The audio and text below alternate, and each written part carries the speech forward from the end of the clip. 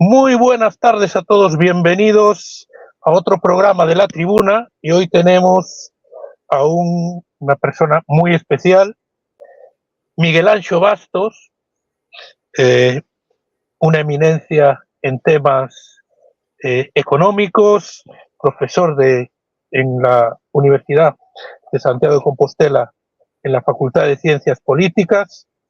Muy buenas tardes, Miguel Anxo. Muy buenas tardes, encantado de estar con ustedes. El placer es nuestro. Si hablamos de lo que usted piensa, tenemos que referirnos a tres ejes vertebrales en cuanto a lo económico: el ahorro, el capitalismo y el trabajo duro. Siempre lo ha expresado así. Pero para empezar, para entrar en materia, como introducción, ¿qué experiencias ha tenido usted o quiénes son los autores que más han influido en que ese sea su pensamiento, en forjar ese pensamiento? Eso es difícil de explicar porque yo creo que al final fueron todos. O sea, ¿cuánto tiempo me lleva llegar a lo de hoy? Pues los 56 años que tengo. Es decir, en el sentido de que todo lo que leí a favor o en contra, así me lleva a ser como soy, ¿no? Y todas las amistades, discusiones, debates que tuve son así. Ahora, personalmente me influyó, por ejemplo, me influyó mucho, en sus orígenes me influyó mucho Mises. Es un libro que se llama El socialismo, de este tipo de cosas. Porque es un libro que es muy potente y planteó problemas en su momento, cuando yo era joven, que yo no había pensado en ellos. Por ejemplo, el problema del cálculo, ¿no? Y de ahí empecé a investigar. Después, claro, a nivel más pedestre, pues podemos pensar en Hazlitt, por ejemplo, cuando compré un kiosco La economía en una lección, ¿no? O la obra de Hayek en su momento. Después leía a Rothbard y después leía a muchos otros austriacos. Pero repito, mis influencias vienen de muchos tipos. Yo creo que no habría llegado así, sino, por ejemplo, si no leyera pensamientos socialistas, si no leyera marxistas, así no podría haber llegado a estas conclusiones, porque necesitaba también conocerlos. Y tuve cierta influencia de joven, pero bueno, después seguí leyéndolos y seguí meditando sobre ellos. Después, pensadores conservadores, me gusta mucho la literatura, me gustan mucho los temas religiosos, me gustan muchos temas de ese estilo. Entonces, todo esto combinado es más o menos da lo que soy. Todo eso combinado más donde vivo, la edad que tengo, mi familia, mis amigos, etcétera, pues son lo que me han llevado a ser lo que soy. No se puede decir que no sé leer libros. Si pregunto a unos libros, sí, esos libros me influyeron mucho. Yo creo que el socialismo fue de lo que más me influyó en su momento. Aunque no puedo decir... Sí, diga. No, digo que no puedo decir uno solo, porque todos me llevan a pensar como soy hoy. Pero también incluso los que a día de hoy no me gustan, pues en su momento influyeron y me llevaron a interesarme en esos temas.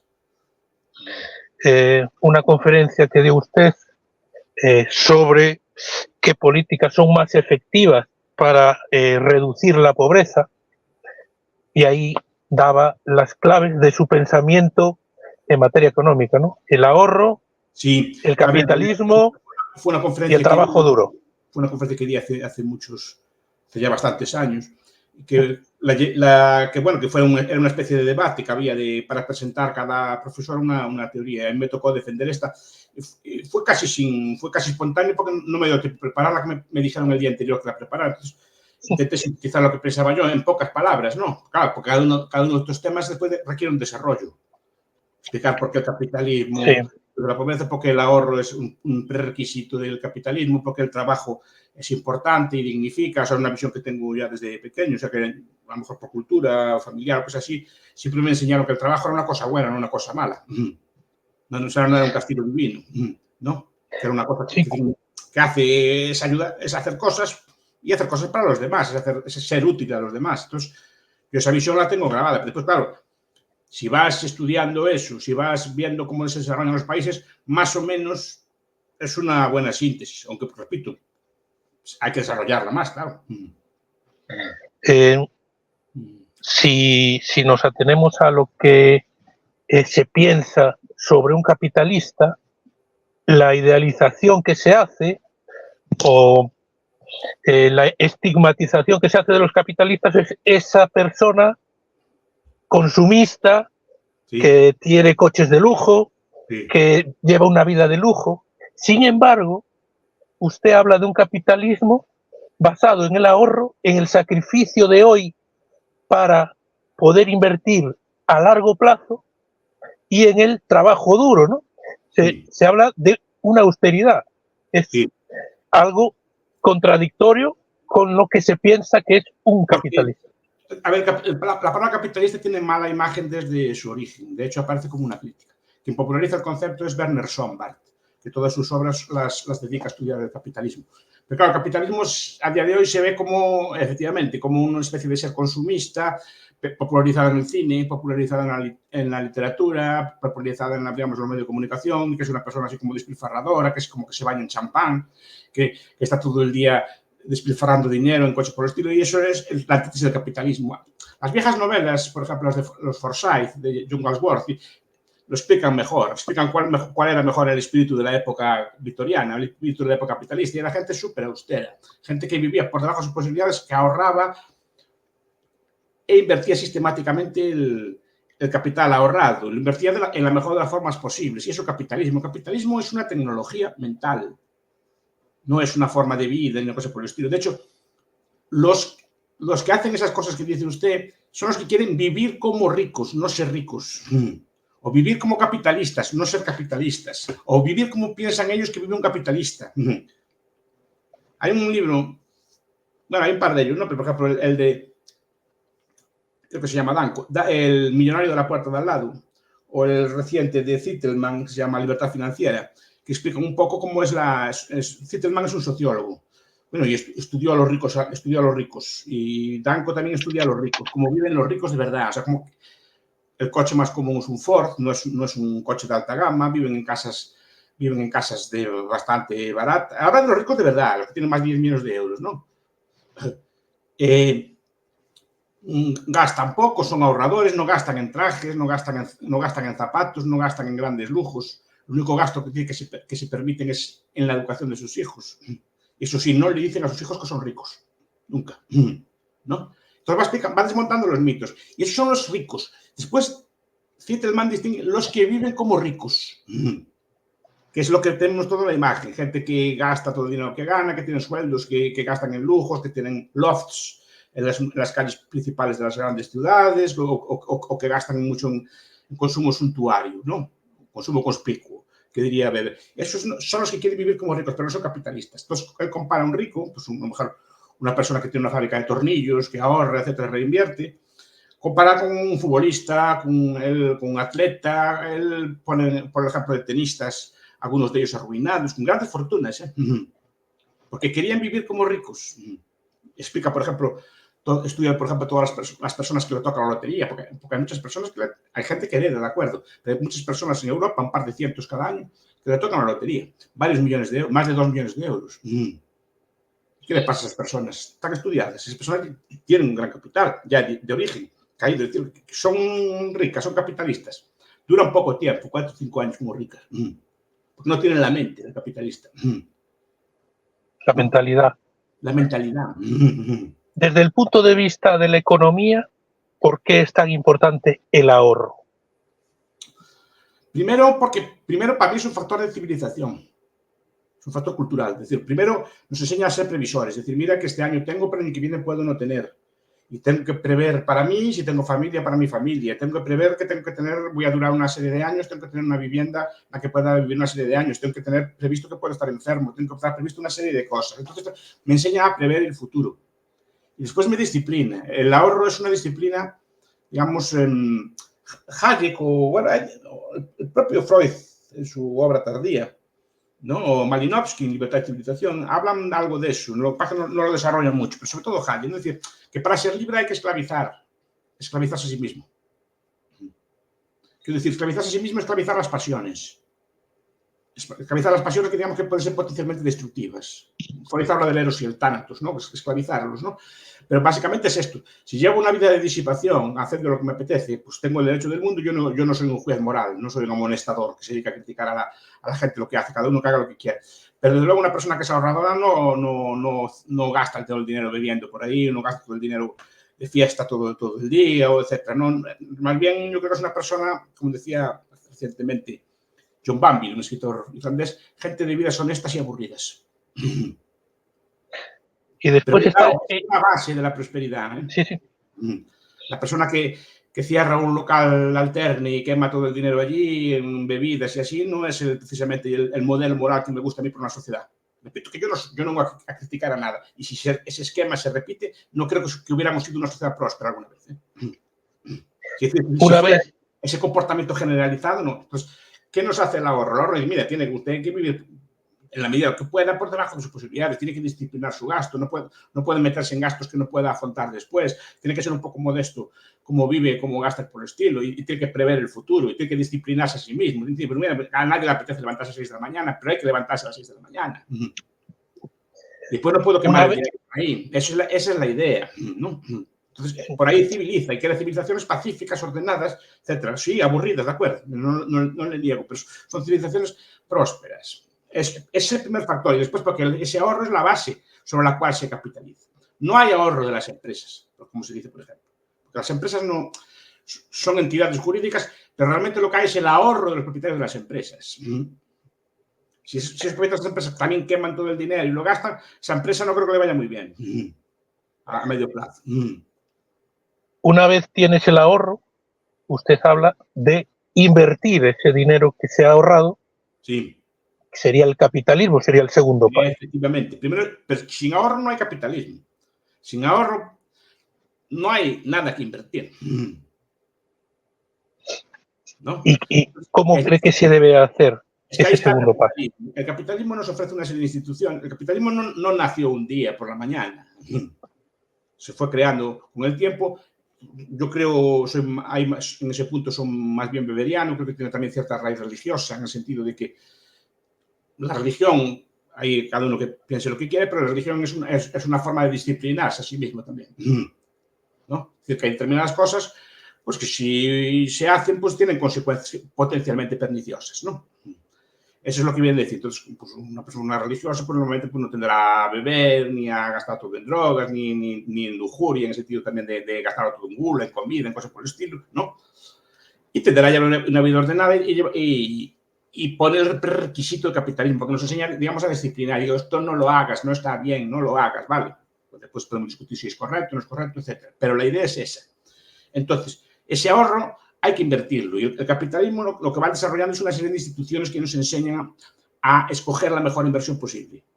Pues se puede fallar, obviamente, ¿no? Pero siempre nos están dando indicadores. Por ejemplo, los precios. Los precios nos dicen que comprar, vender, etc. Es decir, que caro, barato, nos enseñan a coordinarnos. Y después, el principio de beneficio y pérdida. El beneficio nos dice invierta ahí, invierta ahí, invierta ahí. La pérdida dice quítese de ahí, quítese de ahí, quítese de ahí. O sea, si no estaríamos haciendo cintas de cassette aún. La gente no quiere cintas de cassette porque ahora prefiere estar en la nube, ¿no? O como quien dice, eso dice cualquier otro día. Entonces, se retira capital de las cintas de cassette y se va pues, a la nube o se va a los pendrives, otro tipo de cosas, ¿no? Pero si no tuviéramos indicadores, seguiríamos, digamos, atrasados, seguiríamos fabricando cosas que no tienen demanda. Le escuché a usted. Y después, claro, por ejemplo, tenemos sistemas de seguros. Nos crea, por ejemplo, bolsas de valores que nos dicen cuánto vale una empresa, cuánto no cuesta una empresa. De hecho, me dice que una sociedad capitalista se caracteriza, es un sitio en el que se pueden comprar y vender empresas en el mercado, ¿no? Pues nos enseña compensación, etcétera, toda una serie de instituciones, un dinero más o menos sano. Ese tipo de instituciones son las que van creando el capitalismo, pero no se creó todo a la vez. El seguro, por ejemplo, tardó mucho en desarrollarse. El seguro comercial o el seguro individual. Y todas las instituciones, todas las técnicas financieras que se desarrollan, muchas de ellas están pensadas para atender a la gente en necesidad de pobreza, ¿no? Por ejemplo, todas las rentas perpetuas, todas las inversiones a largo plazo, todas estas formas de invertir no están pensadas primero, para precavernos a nosotros mismos para el futuro y para invertir para cuando somos mayores o para nuestros hijos o para tener una cosa mejor. Y después también ese tipo de instituciones también nos conducen a un uso mejor de los recursos. Los recursos escasos que tenemos se usan siempre, como son escasos, deben ser usados en el mejor de los usos posibles. Le escuché a usted que el pendrive había hecho más por la naturaleza que los ecologistas. Bueno, fue una especie de broma, ¿no? Sí.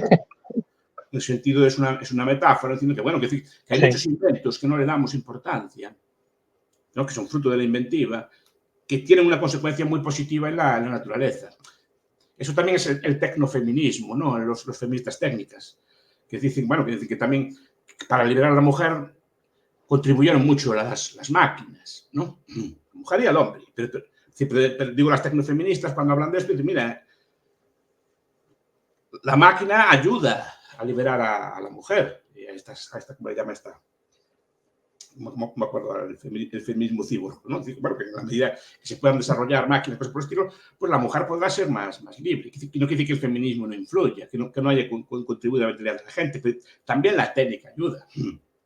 Porque muchas ideas, sin una base técnica, ¿no? Yo recuerdo, mis abuelas tenían que pasar todo el día, mis abuelos trabajaban en el campo, o sea, yo no vengo no de centro del Marqueses ni cosas por el estilo. Mis abuelos trabajaban en el campo, iban con un azadón, no tenían tractor o tenían un Wellis de tiro y trabajaban en el campo, y las mujeres, a lo mejor puede ser patriarcales o lo que quiera, pero acarreaban agua y acarreaban todo tipo de cosas. Es decir, pero eran mujeres tan inteligentes como una joven de hoy. Desde el momento en que tienen máquinas que trabajan por ellas, muchas de estas mujeres, gracias a Dios, están estudiando, están pensando, están elaborando teorías, y también para el hombre. Es decir, desde el momento que aparecen las máquinas, los tractores, muchas personas pueden dedicarse así a discutir de altas teorías como yo. En otra época, todo el mundo tendría que estar trabajando en el campo.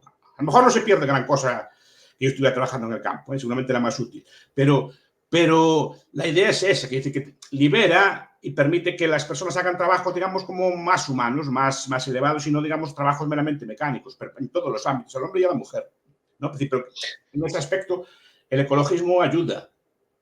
Ayudó al ecologismo también. Se prevé la llegada de la inteligencia artificial al mercado laboral. ¿Cuál cree usted que va a ser el impacto de la inteligencia artificial, de las nuevas tecnologías en el mercado laboral? No se puede saber, porque está sin desarrollar aún. Se puede intuir que pueden ir para unos sectores y no para otros. No se sabe muy bien. También puede ser una ayuda. Otro día veo unos traductores, un artículo de un traductor diciendo que, bueno, que la inteligencia artificial, los traductores automáticos, podía sí, pero también les ayuda en su trabajo. Es decir, la tabla de Excel eliminó al contable. ¿O le ayudó? Le ayudó. Le ayudó. Y seguramente traductor y otras herramientas pueden ser una herramienta fantástica que nos quite trabajo mecánico. ¿No? Entonces, ¿cree que puede ser complemento? Cualquier trabajo. Es decir, el tractor también dejó sin trabajo al herrero. Yo de pequeño, muy pequeño, me acuerdo de ir a herreros, de verlos, que lo sabía, arreglar cosas y así. Hoy día el herrero, pues desapareció ese trabajo. Pero aparecieron trabajos nuevos que antes no existían. Por ejemplo, trabajos como el suyo, que me está entrevistando por internet. Hay gente que se gana la vida con este tipo de cosas. Los trabajos eran impensables, tampoco como hace 10 años. Sí que destruía el trabajo, claro. El problema es a quien le toque, claro. Yo no estoy diciendo esto, pero toda revolución, cuando aparecieron las máquinas, apareció el movimiento ludista, en el sentido de que se destruían telares, se destruían máquinas. En 30 años había más gente trabajando en los telares que trabajaba antes, digamos, en la confección normal, ¿no? Cuando apareció la revolución de la electricidad con las máquinas también pasó algo semejante, ¿no? Que se pensaba, cuando apareció la revolución de la informática también pensó que nos iba a sustituir un ordenador. Y algunas personas sí, pero otras también empezaron a trabajar y muchas de ellas se reciclaron a trabajos nuevos.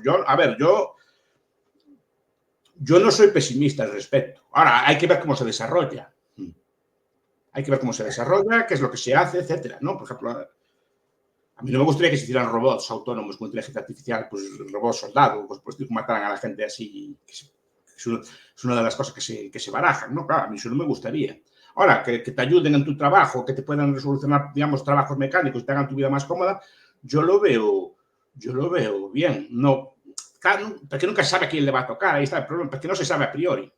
Igual los que pensamos que van a ser más afectados, no, a lo mejor no lo son. Y son los beneficiados. En cierta parte los países que más de esta tienen son las tasas de paro son más bajas. Hay ciertas ideologías que están pidiendo la vuelta de la soberanía nacional que se ha perdido con la globalización. ¿Cómo cree usted que afecta la globalización en las economías nacionales? Depende de lo abiertas que estén.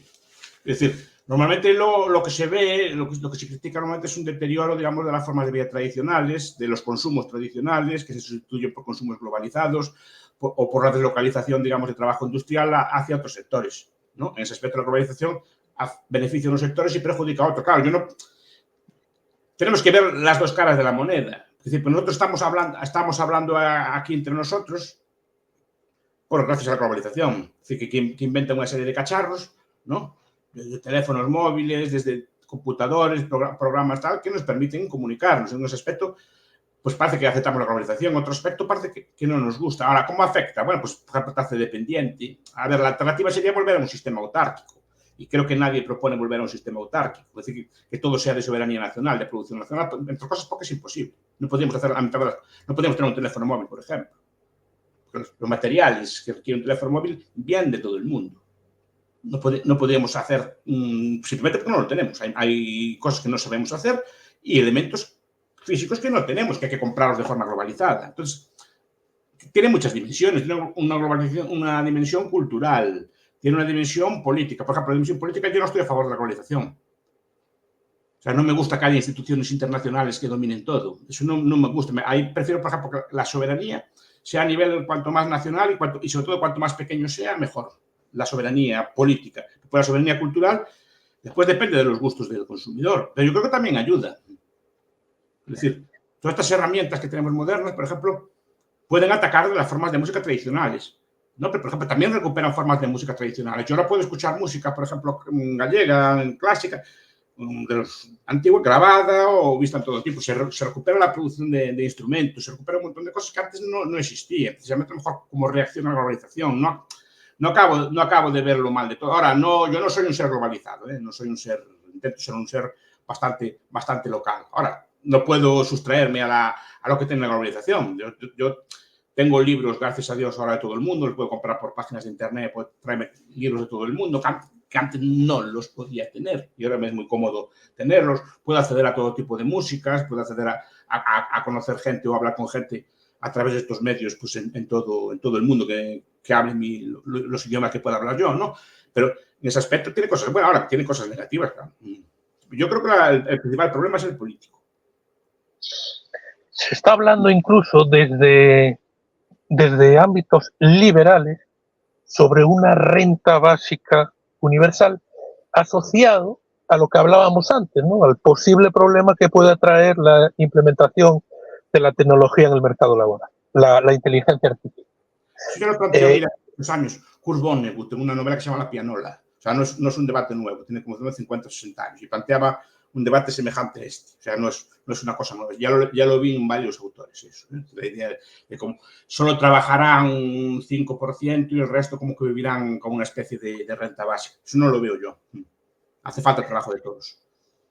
Lo ve inasumible e imposible, irrealizable. Yo no lo critico tanto por irrealizable, que no sé si será posible. Yo veo problemas, por ejemplo, serios. Por ejemplo, ¿qué hacemos con el inmigrante? O la renta básica se circunscribe solo a la nacional. ¿No? Por ejemplo, que es un debate que rara vez se plantea. Es decir, vale, tenemos una renta básica para todos, ¿vale? ¿Y todo el que pise tierra le damos entonces una renta o no?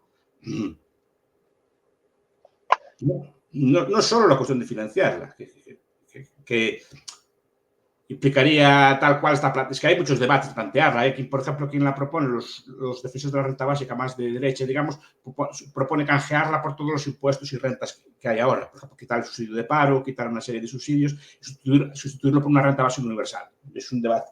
Otros dicen mantener más o menos el esquema social más una renta básica. Eso yo lo veo más difícil de financiar. Pero después tenemos estos problemas y después sí es justo, no es justo, ¿no?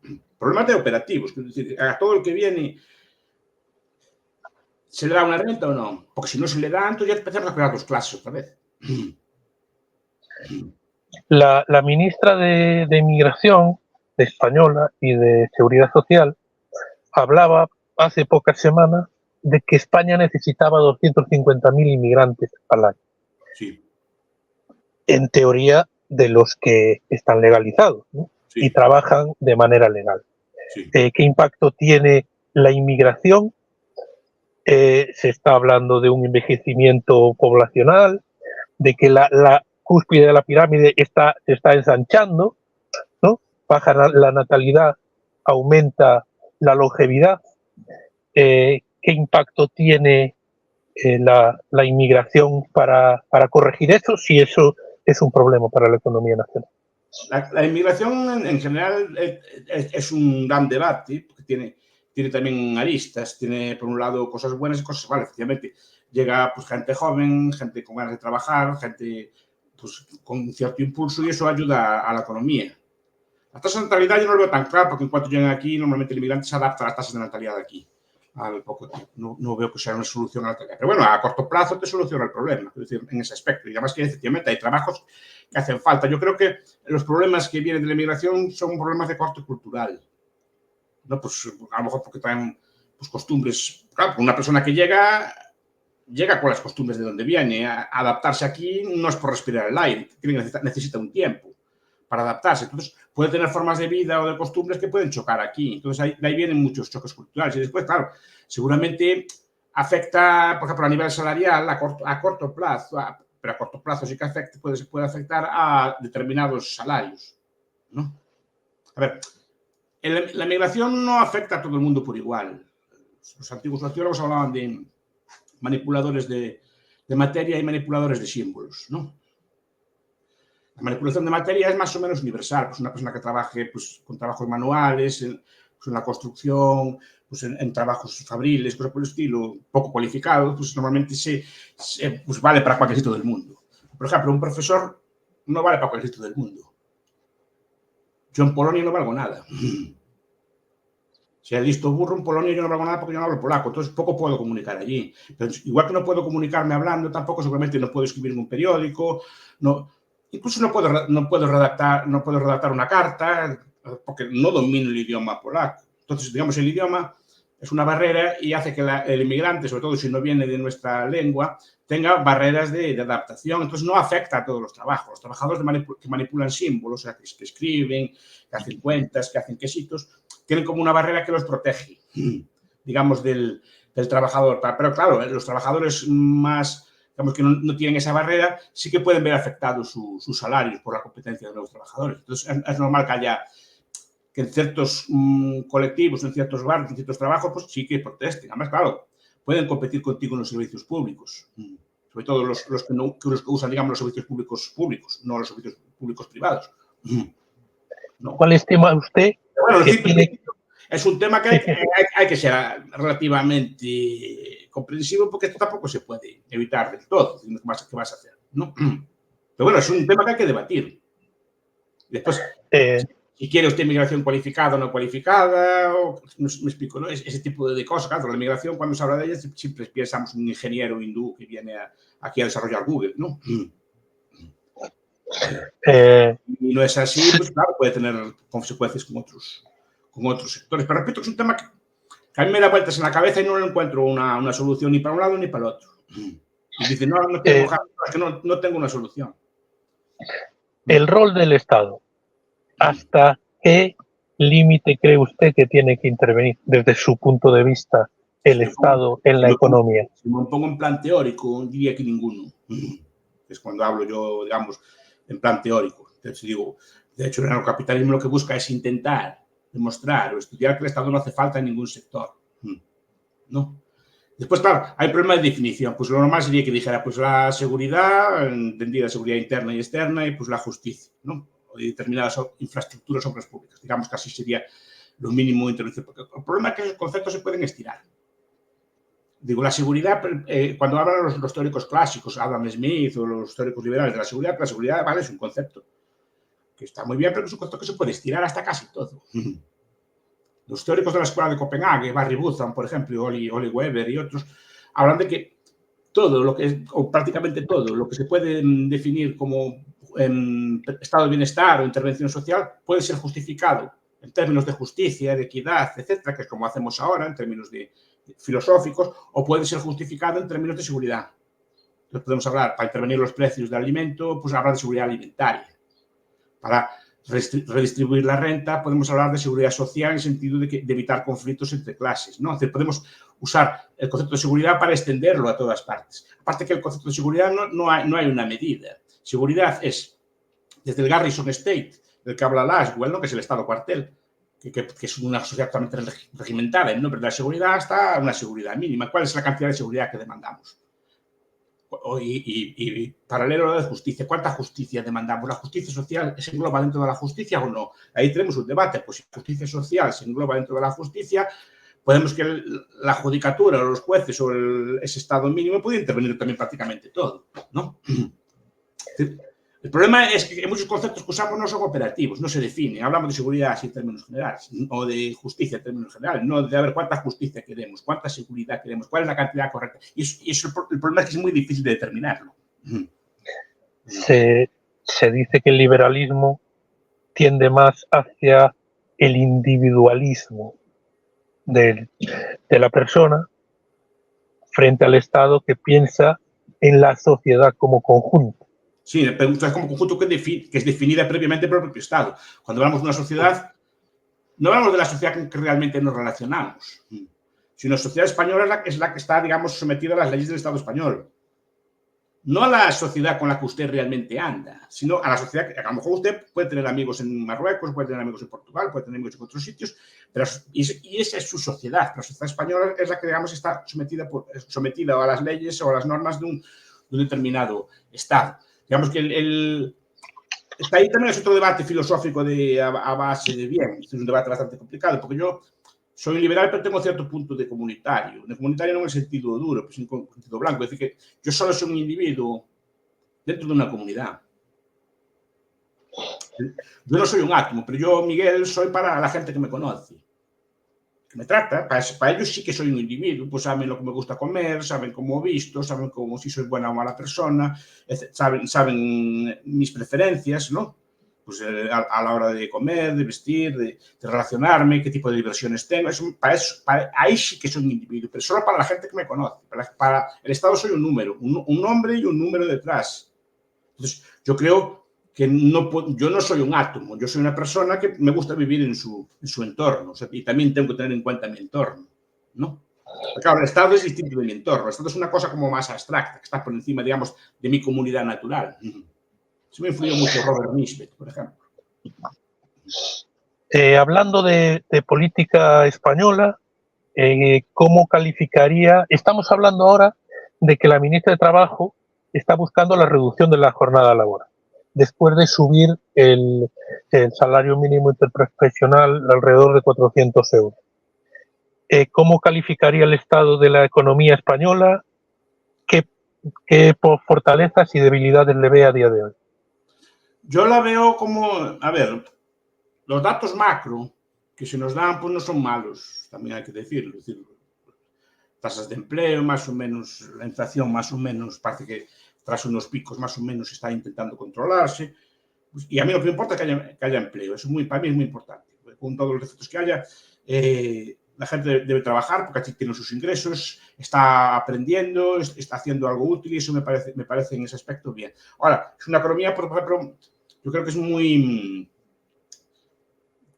frágil, en el sentido de que como le venga una crisis de deuda, le puede venir mal dada. Es decir, no se aprovechan los años de bonanza para reducir la deuda o para intentar reducirla a gran escala o por lo menos para intentar ajustarse un poco al gasto. No puede ser que una época de expansión como dice que está el presupuesto está en déficit, ¿no? Entonces, en ese aspecto, ¿por qué? Porque te hace muy sensible pues, a la financiación exterior o te hace muy sensible pues, a que te venga una crisis de deuda mal dada. Y después la veo como, sí, hay trabajo, pero la veo como con cierto estancamiento. No veo yo una prosperidad creciente. Yo veo muchos problemas, por ejemplo, de vivienda, veo muchos problemas de salarios bajos, que los jóvenes, y con cierta razón, se quejan de salarios bajos, claro, pues los comen literalmente a impuestos, ¿no? Y problemas demográficos serios. Y eso no rara vez llama la atención. Es decir, cada vez son, digamos, menos trabajadores que tienen que, digamos, sostener más pensiones y más gasto sanitario. Y al no haber, digamos, una base demográfica de reemplazo, no sé cómo se va a poder financiar todo eso, sin que sufran, digamos, los que están trabajando. Y al final, claro, serán los que paguen ellos con un peor nivel de vida, ¿no? En ese aspecto, sí. Ahora, a mí está, por ejemplo, esta política del trabajo, aparte que significa un coste para las empresas, no creo que sea lo mejor tampoco para que la gente decida invertir en España, es la desvalorización del trabajo. A mí lo siento mucho. Yo sabe que tengo esa manía. No me gusta que se desvalorice el trabajo. Parece que es como una tortura. Y cuando el trabajo es una cosa buena. Es decir, o sea, yo siempre digo, vamos a ver, yo veo estas rave parties que dicen que hay por ahí, ¿no? Que se ven a veces en la televisión. Llevan 36 horas de rave party, ¿no?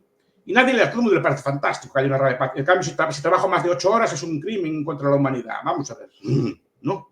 Yo creo que incluso más destructivo físicamente estar en la rave party que estar trabajando, que por lo menos estás haciendo algo útil, ganando dinero, aprendiendo cosas nuevas y relacionándote con demás personas, ¿no? Pero estar todo el día de parranda parece que es una maravilla. Que no dice que las personas no tengan derecho a divertirse, pero parece que hay una asimetría, parece que eso que decía Neil Postman de divertirse hasta morir, que es una cultura que solo está cabida a la diversión. El trabajo también tiene cosas buenas. Es una cosa que se aprende, que es útil, que desarrolla incluso lo mejor de nosotros mismos. Ahí yo creo que nosotros intentamos dar, cada uno en su trabajo, lo mejor que puede, ¿no? Y lo otro, no sé, me parece que lo otro es una bendición que hay que proteger, ¿no? ¿Cómo se debería gestionar la deuda pública que tiene ahora España y qué medidas cree usted más urgentes ahora mismo que se deben tomar en la economía española? A ver, la deuda obviamente sí se puede intentar reducirla. Ya se reduce bastante con la inflación, que ya la reduce en términos reales. Pero bueno, por lo menos ahora que hay cierto empleo, que hay cierta cosa, el gobierno puede ser un poco más austero. Simplemente, incluso ya sin entrar en anarcocapitalismo ni cosas así, como siempre precaución por si vienen mal dadas. Porque ahora, cuando empezó la crisis del 2007, la deuda era como el 40% del PIB, el 45% del PIB. Estoy hablando de memoria, no me hagan mucho caso, pero era un porcentaje bajo. Estamos en el 100 y algo por ciento. 100 y poco por ciento, ¿no?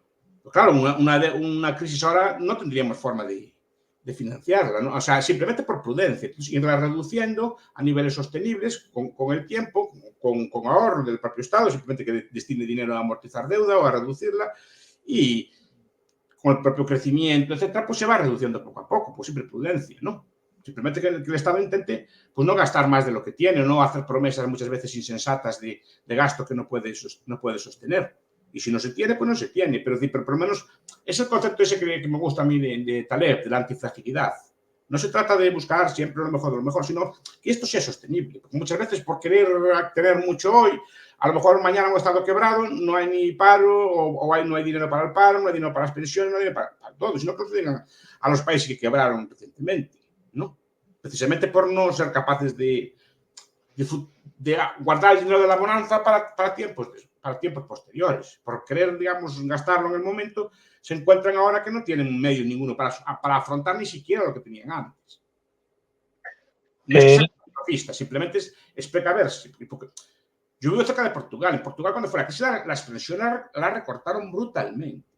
En Grecia la recortaron brutalmente. Es decir, y no hay nada que impida que esto no vuelva a pasar si no se toman precauciones. Simplemente por pura prudencia. A lo mejor peco de conservador, pero por pura prudencia. ¿Cómo calificaría las últimas reformas laborales que han desarrollado los últimos gobiernos que ha tenido España? Tanto la de Mariano Rajoy como la de Pedro Sánchez. La de Fátima Báñez no fue mala, y de hecho yo creo que si hay una crisis a día de hoy no será tan dañina como en otras ocasiones, porque hay cierta flexibilidad. Después Yolanda Díaz la retocó algo, pero no la retocó sustancial. Ahora quieren volver a retocarla, pero no. Yo creo que no se va a retocar más, ya no creo que tengan fuerza para hacerla. Pero bueno, en principio fue por buen camino. El sistema laboral, aún así, el sistema laboral español sigue siendo de los más rígidos de Europa. Y por último, para tratar, si hay un liberal ahora que está en boca de todos, es Milei. Sí. Milei llega a una Argentina después de décadas de crisis económica. ¿Con qué problemas se ha encontrado Milei en la economía argentina? Sabemos lo de la inflación.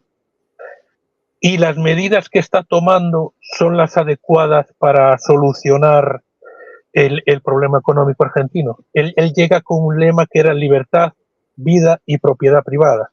Sí. Es diferente del suyo. Aprobó esta semana la ley Ómnibus. De momento parece que a ver qué leyes toma, que a partir de esa ley qué leyes va desarrollando. Pero de momento lo quiso siempre dar el gasto público. O sea, ponerle freno, porque si no pones freno al gasto público no frenas la inflación. Porque la inflación deriva, yo tengo problemas de liquidez para financiar el gasto, pues imprimo moneda, ¿no? Y tiene un montón de problemas derivados, los reliques, bueno, tiene un montón de cosas, porque de hecho el ahorro de los argentinos estaba siendo usado para financiar el ahorro, lo que tenemos los argentinos en sus cuentas, estaba siendo usado para financiar el Estado, no estaba siendo usado para financiar industrias o empresas, cosas por el estilo. Claro, eso no había que nos estuviera. Entonces, mientras no recortes o reprimas el gasto público, no vas a acabar con la inflación. Sé que va a ser doloroso, y ese es el problema. Pero tiene una cosa buena, que Milei lo explicó. No fue diciendo voy a prometer más y después tengo que recortar. No, dice, prometo sufrimiento, prometo dolor y prometo recorte. Fue así de cara y eso creo que le va a ayudar. No fue diciendo vamos a vivir de maravilla, vamos a mantener todo y después tener que recortar por la fuerza, como se hizo en muchos países de Europa en la crisis, sino que ya prometió sacrificio entonces, y eso a la población creo que la predispone, en el sentido que, bueno, vamos a sacrificar un año o dos, pero va a sacrificarse por salir de este pozo. Yo creo que es el principal mérito que hace, difundir estos valores. A mí eso es lo que me gusta. No sé cuál va a ser en esto de sus políticas, lo que va a poder hacer, lo que no va a poder hacer, si no van a traicionar a sus compañeros de partido o no, si va a tener que encontrar respaldo, digamos, en sus socios o no, es otra cuestión. No sé lo que puede salir de ahí.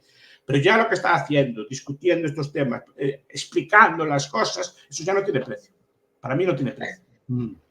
Se habla de que esa medida de Milei de recortar el gasto público para frenar la inflación ha provocado la caída del consumo, de la producción interna, se está vendiendo a fondos de inversión ciertas empresas, se dice, está vendiendo Argentina a pedazos.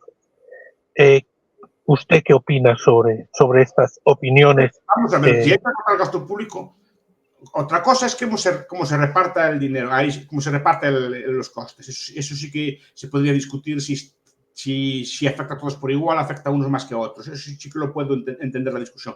Pero que tiene que recortar el gasto público es obvio, porque si no, no tiene forma de frenar la inflación, porque el gasto público estaba siendo financiado con más deuda que después era monetizada, es la forma de dinero. Entonces, no puede financiar eso. Entonces, supongo que también para sanear las cuentas tendrá que vender cosas.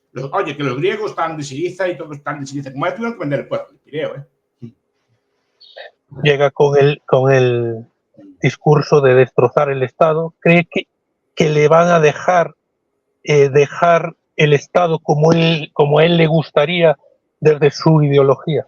No, yo creo que no. O sea, por lo menos con la mayoría que tienen en el Parlamento. Porque para hacer eso no basta con una persona sola, tiene que tener un grupo de personas, un equipo bueno y después una sociedad que en parte, por lo menos, comprenda este discurso. Ahora, él está haciendo porque este discurso se comprenda y se entiende, pero de momento no tiene opciones. Pero cuidado, lo que está haciendo ya está haciendo bien. Porque si estas cosas pequeñas o relativamente pequeñas o medidas parciales que está tomando le van bien, esto puede, digamos, cundir el ejemplo y puede aprenderse, no solo en Argentina, sino en otros países también. Esa es la virtud que tiene. Ahora, que te va a tener que hacer recortes y que va a hacer cosas, está claro, que si no para esto. Y que te va a tener que vender cosas, seguro, porque todos los países en crisis, por desgracia, si no tienes dinero, si usted no tiene dinero en su casa, pues tendrá que vender el coche que tiene. ¿Y qué va a hacer? Pues no va a quedar sin comer, digo yo, ¿no? Entonces me explico. Sí, última pregunta. ¿Cree usted que va a tener éxito, que va a conseguir revertir la situación de Argentina y que se puede extrapolar al resto de Latinoamérica?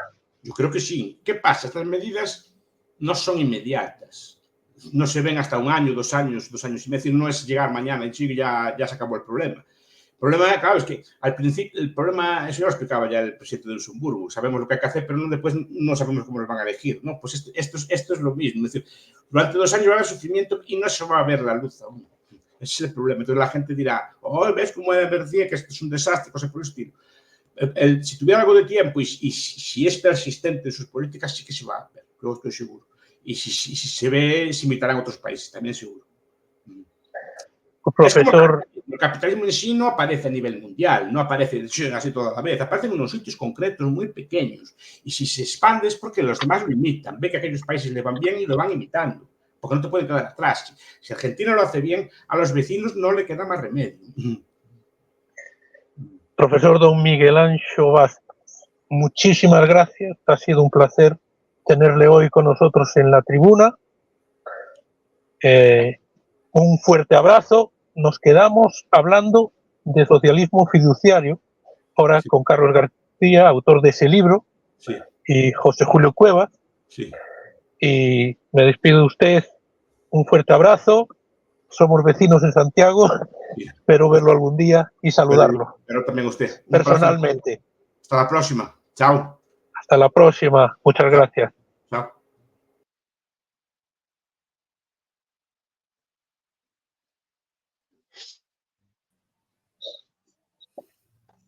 Hola, muy buenas tardes. Hola, muy buenas. Carlos García, José Julio Cuevas. Acabamos de hablar con el profesor Miguel Anxo Bastos sobre el liberalismo, él es un liberal, y ahora vamos a hablar de la otra cara de la moneda, ¿no? De la intervención estatal en la economía. Vamos a hablar del libro de Carlos García, Socialismo Fiduciario. Lo vamos a hacer también en compañía de José Julio Cuevas. Muy buenas noches. Bueno, aún son días. Buenas noches a los dos. Encantado, Carlos. Socialismo fiduciario. Ese socialismo flexible, ¿no? Que acepta que es imperfecto y que se puede adaptar con una sola rigidez, la soberanía monetaria.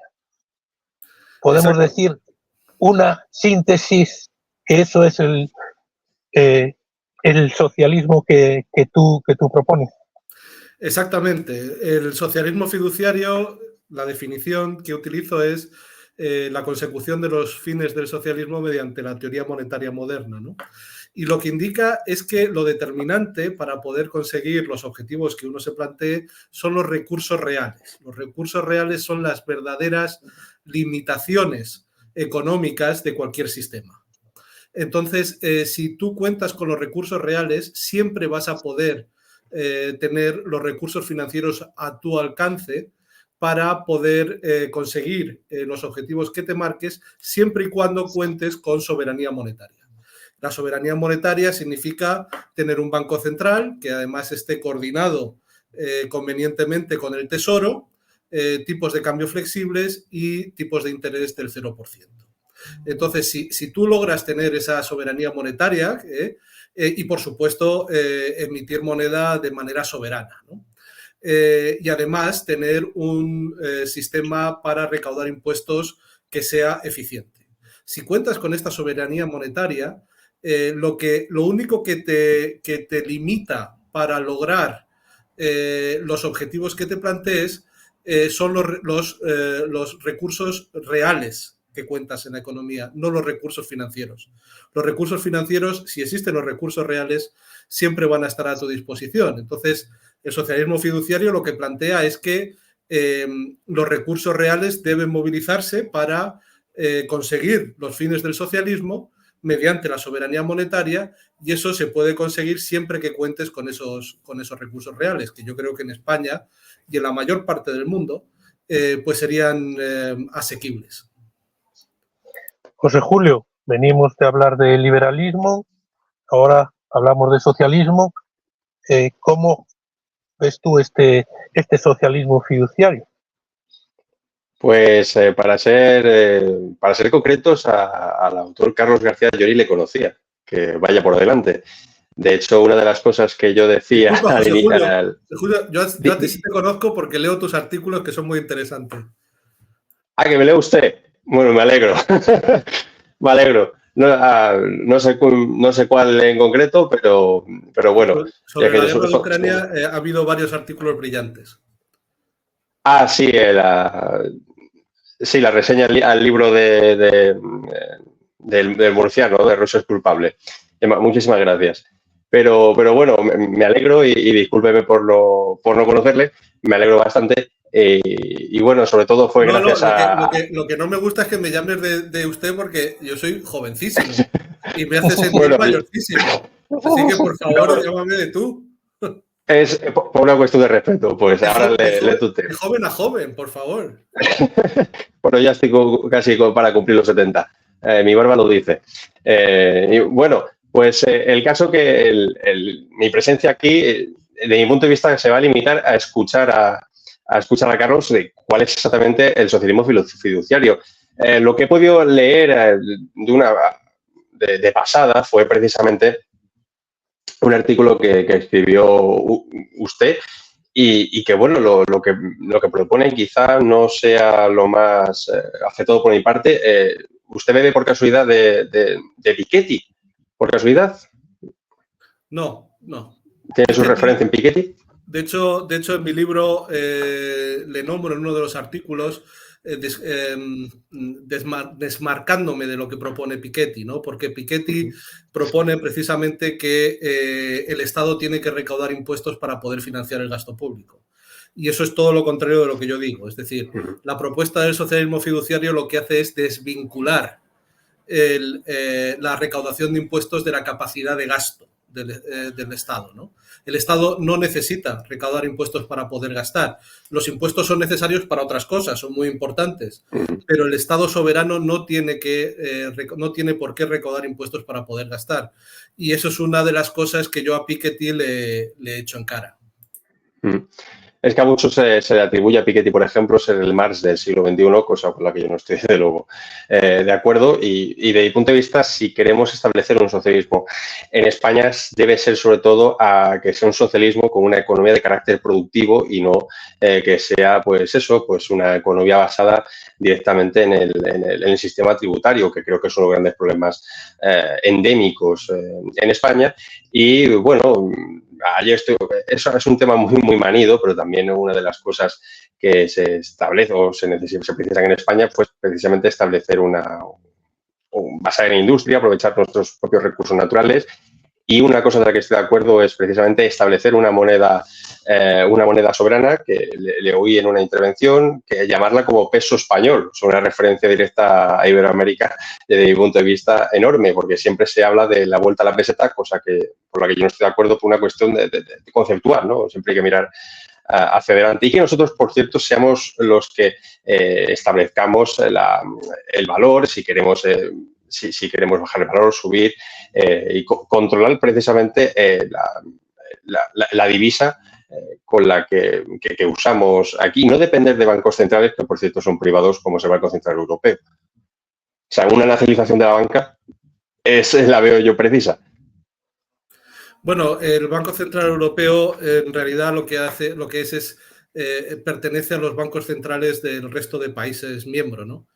El nombre que yo propongo en el libro, efectivamente uno de ellos es el peso, pero a mí el que más me gusta es el laborable, porque precisamente lo que propongo es lo que tú dices, es decir, vincular el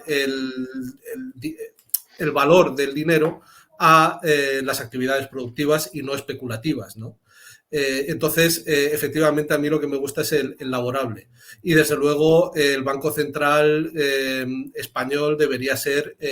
bueno, de hecho lo es, el que tiene la soberanía monetaria. Lo que pasa que no la ejerce, sino que se la cede al Banco Central Europeo, lo cual tiene efectos desastrosos para España, ¿no? No tener soberanía monetaria significa, por ejemplo, no poder elegir tu nivel de paro, ¿no? Porque el nivel de paro es un fenómeno monetario. Si tú tienes soberanía monetaria, tú decides tu nivel de paro, porque el paro significa que hay gente que quiere trabajar, pero que no encuentra trabajo ni en el sector público ni en el sector privado, ¿no? Pero el Estado siempre, si fuera soberano y emitiera su propia moneda, que es lo que debería ser, podría comprar esa mano de obra desempleada a un precio que él decida, que el Estado decida. Eso se llama el trabajo garantizado. Es precisamente uno de los ejes fundamentales del socialismo fiduciario, ¿no? La prohibición del paro. Es decir, tener una política de pleno empleo permanente, que solamente es posible con la soberanía monetaria. Y además, una cosa que también creo que es importante sería abandonar el euro, abandonar la Unión Europea, y una cosa que yo creo que es muy importante sería sumarnos a los BRICS. Creo que España debería formar parte de los BRICS, tal y como digo en el libro, y abandonar el decrépito club limpiabotas de Estados Unidos y de la OTAN, que es la Unión Europea y el euro. Bueno, disculpa, Pablo. Sigue.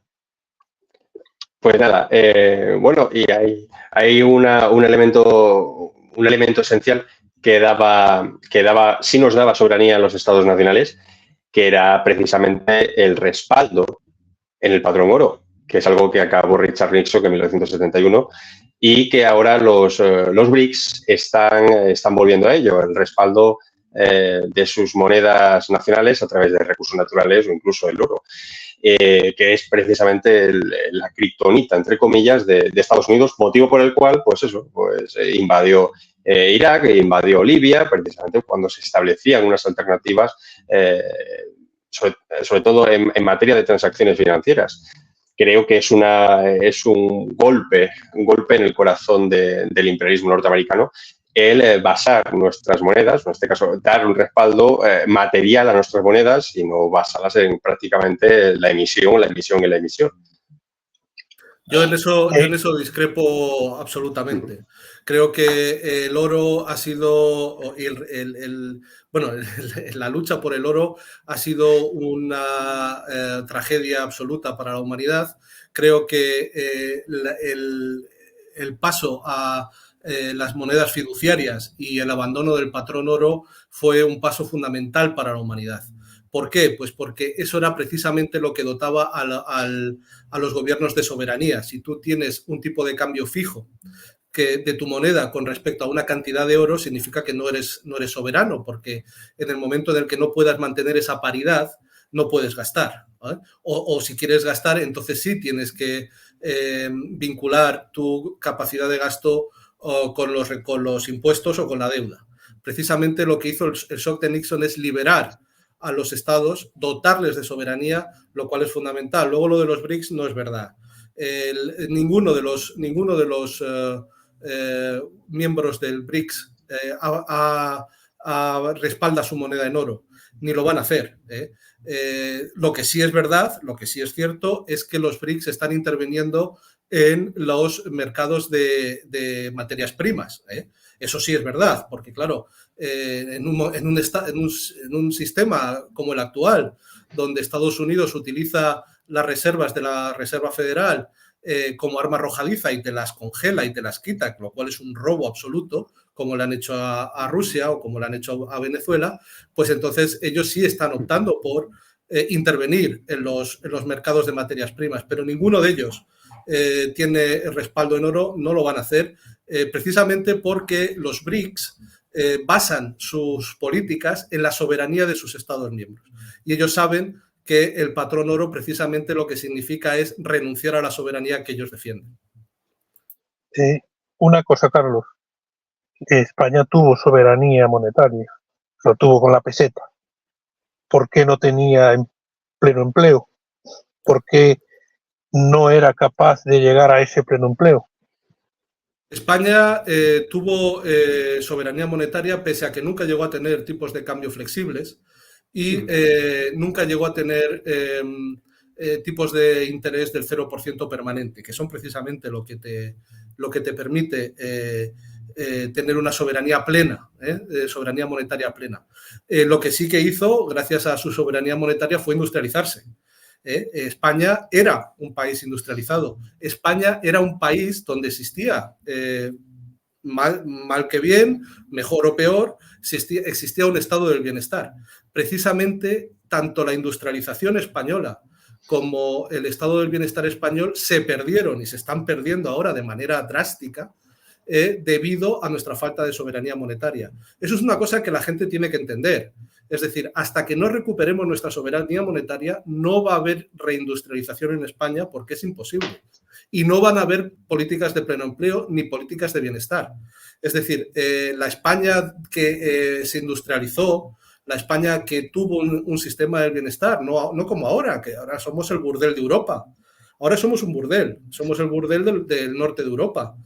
Prostitutas, sol, paella. Para eso somos el segundo consumidor de prostitución. De eso no saldremos hasta que recuperemos nuestra soberanía monetaria, que fue lo que precisamente nos permitió industrializarnos y llevar adelante políticas de bienestar. Pero bueno, mucha gente viene a España, a pesar de lo que decís, ¿no? España vive fundamentalmente del turismo, tendría que vivir de otras cosas, seguramente, de la industria. China a través del libre mercado, ha conseguido, apostando por la tecnología, sobre todo, ¿no? Por la tecnología y por la formación, por la educación, formar posiblemente la primera potencia mundial dentro de poco tiempo. Hablas en el socialismo fiduciario de distintos niveles de intervención del sector privado. Sería un socialismo abierto a la intervención del sector privado con flexibilidad. Bueno, China no practica prácticamente, yo creo que en ningún ámbito, el libre comercio. Es decir, ellos la libertad de mercado. El Estado chino controla efectivamente en algunos casos no el 100%, pero siempre de manera mayoritaria los principales sectores de la economía, lo cual es correcto. Es decir, se permite la iniciativa privada, pero el Estado interviene sobre todo en los sectores más importantes. Eso es, yo creo, la receta que en España sería más adecuada. Lo importante es que sea la política la que tiene la mano, o la que tiene la que siempre tenga las de ganar frente a la economía. Siempre sea el Estado democrático el que sea capaz de decidir sobre los poderes económicos.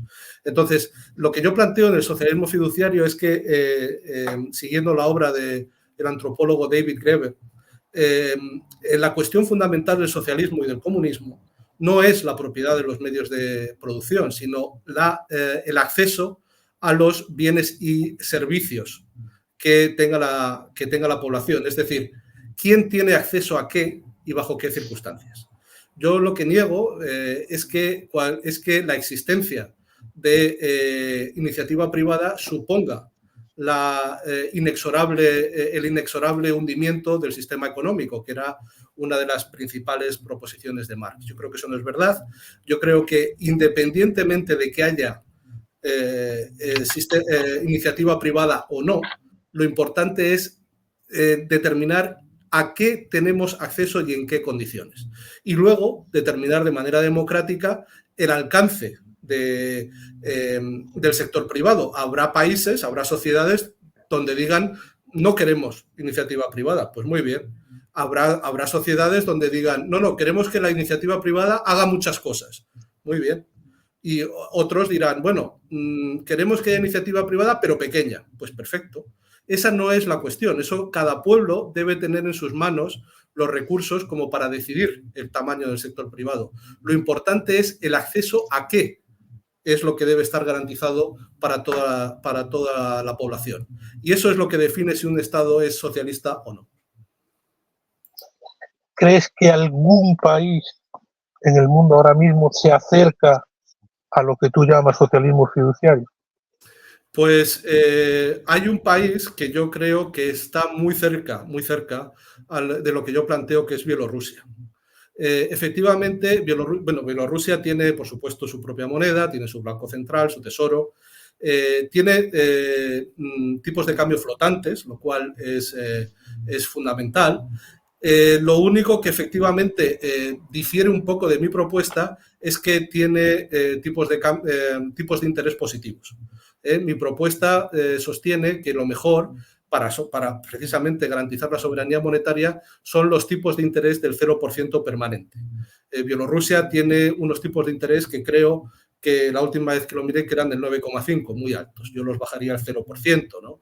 ¿Por qué? Pues porque los tipos de interés positivos se han demostrado que no combaten la inflación, sino todo lo contrario. Los tipos de interés positivos que lo que hacen precisamente a largo plazo es aumentar la inflación. Y el Estado no necesita tener ningún tipo de política de tipos de interés positivos. Yo los dejaría siempre en cero. Pero quitando eso, quitando esa cuestión, que es importante, pero bueno, es solamente una cuestión, creo que el modelo político que tiene Bielorrusia se acerca mucho a lo que yo propongo, porque todas las necesidades básicas de los ciudadanos están garantizadas por ley. Tienen un paro prácticamente bajísimo, no lo llaman trabajo garantizado, yo creo que el paro debería ser cero, no es cero, pero es prácticamente cero, es muy bajo. Y las necesidades básicas de todo el mundo están cubiertas y sí que además dejan espacio para iniciativa privada. Me parece, si no recuerdo mal, que el 25% o el 20% de la economía es privada. Entonces yo creo que el caso de Bielorrusia se acerca mucho a lo que yo propongo. José Julio. Sí, no, que le quería preguntar si en este caso a la propiedad privada, o en este caso a las empresas privadas, ¿tú le pondrías algún tipo de límite o hasta, como hace muchas veces China con la inversión, de hasta X%, o simplemente harías que la hegemonía del Estado fuese mayor? Yo lo que creo es que debería haber un sistema mixto, donde efectivamente la iniciativa privada honesta, la iniciativa privada de personas que, bueno, que arriesgan su capital y que son gente muy preparada y que, son capaces de competir, puedan enriquecerse. Eso no tiene yo creo que eso no hay ningún problema. El dinero que gana una persona no es el dinero que gana otra, que deja de ganar otra. Es decir, el dinero no es una mercancía, precisamente, ¿no? Por tanto, el dinero que gana una persona no es el dinero que deja de ganar otra. Lo importante es que eso no se produzca mediante la miseria de los demás. Es decir, el trabajo garantizado, que significa que todo el mundo que quiera y pueda trabajar tenga un trabajo que le permita tener un nivel de vida digno, con sus necesidades cubiertas, bueno, pues no sea la fuente de ingresos de los empresarios. Los empresarios no deberían nunca enriquecerse a cambio de la miseria de sus trabajadores. Pero una vez asegurado eso mediante el trabajo garantizado y mediante la intervención del Estado en las principales áreas de la economía, yo creo que ahí habría espacio para la iniciativa privada de todos los tamaños y de todos en los sectores que se decidan. Eso no es una cosa que creo que deba asustarnos, y precisamente el modelo chino lo que nos dice es eso.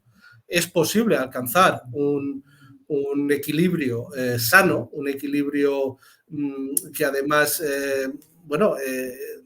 ayude a crecer la economía. Yo además digo que hay una cuestión fundamental, que es que los trabajadores deben poder elegir lo que quieren consumir. Eso es una idea que el economista polaco Kalecki siempre lo defendía, ¿no? Para sentirse identificado con el sistema económico, los trabajadores deben poder decidir aquello que quieren consumir.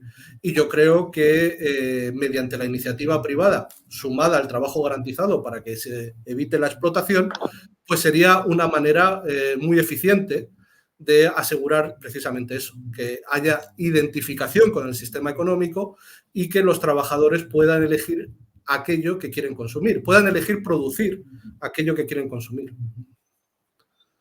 En este debate del individualismo que promociona el liberalismo, ¿no? Al final es el desarrollo del individuo, posiblemente dejando de lado una conciencia social, y por otro lado, el Estado como ente que está por encima de la sociedad, que limita a los individuos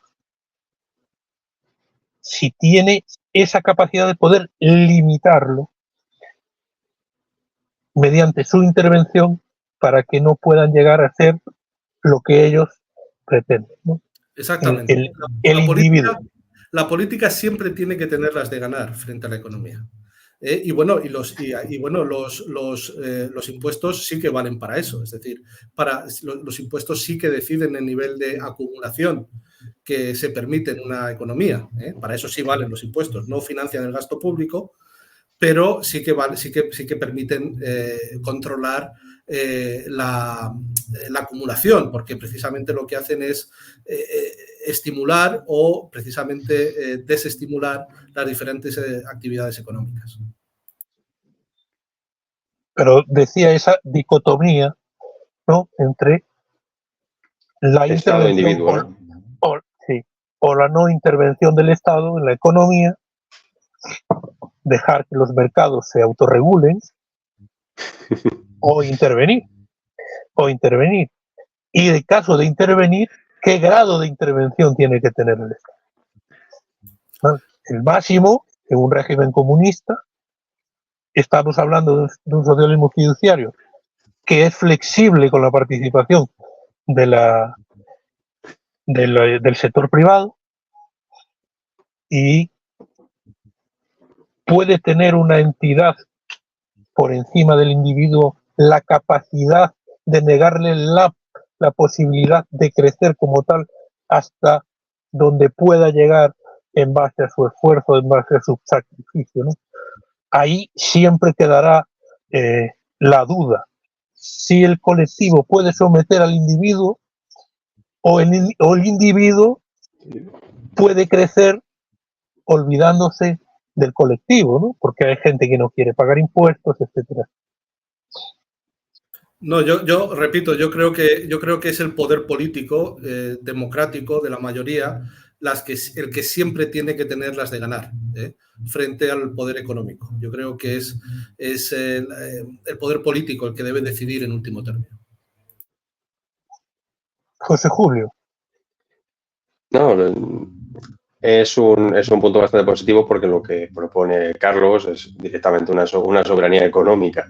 Es decir, que sea una economía claramente planificada, pero que deja espacio también a la iniciativa privada, porque en este caso una mixtificación de la economía es lo óptimo, ¿no? Es curioso que Carlos haga referencia como lo más parecido a la economía bielorrusa. Yo ni me lo hubiera imaginado que haría esa referencia directa. También he de decir que es una proposición pues bastante oportuna, más que nada por la coyuntura en la que vivimos, pero hay un problema que siempre ocurre con todas las proposiciones económicas que se salen un poquito del tiesto, sobre todo en el redil europeo. Y es que, desde mi punto de vista, eso conllevaría, sobre todo si queremos una soberanía monetaria, eso conllevaría unos fuertes problemas con la Unión Europea. Pero muy fuertes problemas. ¿Cuáles serían esos, Carlos, en caso de esto proponerse a escala nacional? Bueno, no es que nos creara problemas, es que es directamente incompatible. Yo creo que la principal propuesta del libro es la salida del euro y la recuperación de la soberanía monetaria. Un capítulo del libro está dedicado a precisamente cuál sería la manera óptima de salir, ¿no? Entonces, una vez salidos de yo parto de la base de que precisamente la soberanía monetaria es el gran enemigo del euro, ¿no? Los tratados lo que proponen precisamente es el límite de gasto y el límite de déficit. En la Unión Europea hay un 3% de déficit público, ¿no?, de límite. ¿Por qué? Bueno, pues por una razón muy sencilla. Porque la única manera que ellos quieren que el Estado pueda gastar es mediante las exportaciones. Hay dos maneras de poder gastar. Bueno, mediante las exportaciones. Las exportaciones que tú hagas te generan ingresos que tú luego puedes gastar en tu economía, o mediante el gasto público. El gasto público. Lo que ellos no quieren bajo ningún concepto es que el gasto público vía déficit sea lo que anime las economías de la Unión Europea. Ellos solamente quieren un crecimiento basado en las exportaciones. Eso, por supuesto, solamente favorece a los exportadores netos del centro y del norte de Europa y está suponiendo una verdadera tragedia para las economías del sur. En España, desde luego, ahí está la desindustrialización macabra de España, pero bueno, ahí tenemos la situación dantesca que se está viviendo en Portugal y el crimen contra la humanidad que la Unión Europea directamente, y hablo de crimen contra la humanidad, la Unión Europea cometió contra Grecia. Y luego tenemos la cuestión de Italia. España era un país medianamente industrializado. Desindustrializarlo fue doloroso, ¿no? Con la desindustrialización y todo aquello, pero bueno, se pudo hacer y más o menos salimos adelante, pero Italia era demasiado grande como para hacer eso. Y el castigo que se ha ejercido sobre Italia está destruyendo la base productiva de un país que llegó a ser de los más industrializados del mundo. Entonces, lo que pasa que, bueno, nosotros teníamos una estrategia de crecimiento que no estaba basada en las exportaciones. Simplemente teníamos el déficit público, el gasto público, nuestra soberanía monetaria que nos permitía industrializarnos y llevar adelante nuestros programas económicos. El euro lo que hace precisamente es cortar todo eso. Los países del norte, los países netamente exportadores, nos lo prohíben. Nos ponen un 3% de límite de déficit, un límite de déficit que es totalmente arbitrario. Y a partir de ahí el Estado no puede gastar más, no puede gastar más que ese 3%.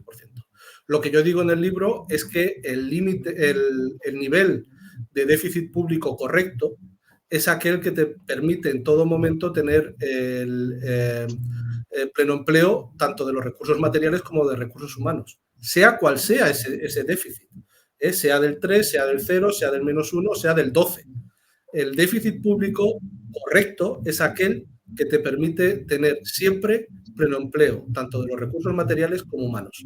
No es de recibo tener un límite del 3% que solamente favorece a los países exportadores netos y que al resto de Europa, en el sur, pues está suponiendo pues, una crisis permanente, la destrucción de nuestras sociedades y, directamente estragos económicos, ¿no? Como el que estamos viendo, donde solamente nosotros, bueno, pues somos el burdel de Europa y no tenemos ningún tipo de recurso como para poder industrializarnos. La salida del euro y la recuperación de la soberanía monetaria, acompañada de nuestra entrada en los BRICS, que, como digo, están haciendo políticas basadas en la soberanía monetaria, mediante líneas de swap entre los bancos centrales, sería el camino a seguir. José Julio. Nada, pues es una propuesta oportuna porque algo que he dicho hace bastante tiempo, aunque también me inclino por crear hasta una propia articulación de carácter panibérico con Iberoamérica, aprovechando también las coincidencias lingüísticas con Portugal, etcétera. Pero sí es cierto que como una muy buena forma de integrarnos en otros mercados, además para acabar completamente con esa división europea del trabajo que nos asignó una especialización en sector servicios, pues lo mejor sería que antes de que la Unión Europea me tenga a mí que decir lo que tengo que producir, dejar de producir, o los árboles frutales que tengo que arrancar para cumplir con los cupos, o directamente, usted quiere que yo le venda X productos, vale, pero esta parte que usted no quiere, yo voy a seguir produciendo ahora que ya me buscaré yo la vida con otros mercados. El ejemplo, pues eso, países como China, por ejemplo, que una de las grandes necesidades que tiene, no solo de carácter energético como combustible, sino también alimenticio, que tiene que dar de comer a la cantidad de 1.300, 1.400 millones de bichos. Digamos que es necesaria. Y bueno, también Sí, bueno, es una forma coloquial, sí. Como son muchos, he sido un poco humorístico en este sentido. Disculpen. Y nada, sobre todo también las mal llamadas sanciones contra Rusia también nos han afectado muchísimo a escala económica, empresarial, etcétera. Todo eso en función de nuestra propia soberanía monetaria, económica, pero también sobre nuestra propia supervivencia como nación política. Que hay que decirlo claro, supervivencia. Porque lo que no puede ser es que tengamos un 30% de paro juvenil y todo bajo las órdenes de la Unión Europea. Vamos a integrarnos en ese nuevo mundo que emerge, vamos a actualizarnos y quitarnos del mundo que se está hundiendo, que fue el mundo que se impuso en 1991. De eso sí estoy completamente de acuerdo con Carlos. Me parece muy revolucionario por su parte porque poca gente lo dice, además, con fundamento. ¿Alguna puntualización más, Carlos, quieres hacer? Bueno, agradezco mucho. Que ha quedado perfectamente explicado lo que quieres exponer en tu libro. Agradezco mucho vuestras palabras y, bueno, mi libro no es muy largo, no sé cuántas páginas tiene, 353 páginas, ¿no? Bueno, ahí viene recogida mi propuesta de una manera un poco más amplia. Se llama Socialismo Fiduciario, la consecución de los fines del socialismo mediante la teoría monetaria moderna, y está publicado por Lola Books. Allí, bueno, defino cuáles son, en mi opinión, los fines del socialismo, defino cuál es la manera que yo creo que es óptima y sería óptima para salir del euro. Creo que además habría que acompañarlo por la salida de la OTAN y la recuperación de una tercera república, porque en ese sentido la monarquía precisamente es uno de los poderes que Europa utiliza mediante la Casa Real Francesa para subyugarnos desde hace muchos siglos, por desgracia, y nuestra incorporación a los BRICS, ¿no? Entonces, todo el sistema más o menos lo explico en el libro y planteo una propuesta que yo creo que en ningún caso, se esté de acuerdo o se esté en desacuerdo, empeoraría la situación catastrófica que tenemos ahora, que, como ha dicho José Julio, en el caso del paro, bueno, pues es un nivel de Estado fallido, ¿no? Y eso solamente mediante la soberanía monetaria que te permite convertir el nivel de paro en un fenómeno monetario, pues se puede mejorar. Lo demás es engañarse. Pensar que dentro de la Unión Europea la crisis va a tener fin, que vamos a poder industrializarnos, que vamos a poder competir contra el norte, es engañarse. Precisamente el norte y las oligarquías españolas vendidas a, como siempre, los poderes del resto de Europa, del norte de Europa, como siempre, bueno, pues lo que han hecho precisamente es crear la Unión Europea y el euro para que eso no sea posible. Es el momento de que España coja las riendas de su propio destino, recupere la soberanía y se sume a los países de los BRICS, que son los países emergentes, que precisamente lo que están haciendo es construir un nuevo mundo más socialista, más justo y, desde luego, mucho más sano, podríamos decir, ¿no? Donde sean las necesidades del ser humano las que cuenten, las que se pongan encima de la mesa en un primer plano y no los intereses de las oligarquías que nos han llevado a una situación catastrófica. El socialismo está estigmatizado, ¿no?, desde la derecha como el reparto de la miseria, ¿no? ¿Crees que hay motivos para creer en el socialismo? ¿Entiendes justificado por antecedentes en determinados países que se tenga esa visión del socialismo? ¿O crees que ha sido un modelo exitoso? Creo que el socialismo no ha producido los mayores niveles de pobreza. Creo que todo el mundo debería darse una vuelta por los slums de Latinoamérica, de Norteamérica, donde hay miles de personas sumidas en la drogadicción, que se mueren sin ningún tipo de ayuda ni de servicio médico. Creo que el socialismo produjo la industrialización más rápida y más exitosa que ha habido nunca, que es la de la Unión Soviética, y que está volviendo a hacerlo, en China. Si todos los que digan que el socialismo es incompatible con el crecimiento económico, por favor, que miren las cuentas de la Unión Europea y de Estados Unidos y las comparen con China. El problema, cuando hay que tener en cuenta que hay dos maneras de destruir un país: bombardeándolo, directamente destruyéndolo, o bombardeándolo o destruyéndolo físicamente, o aislarlo económicamente. Toda iniciativa económica, toda iniciativa política socialista que ha caído bajo las redes de los poderes económicos del capitalismo siempre ha sufrido los embargos, como en el caso de Cuba y de Venezuela, o como en el caso de Nicaragua, pues el bombardeo y la invasión.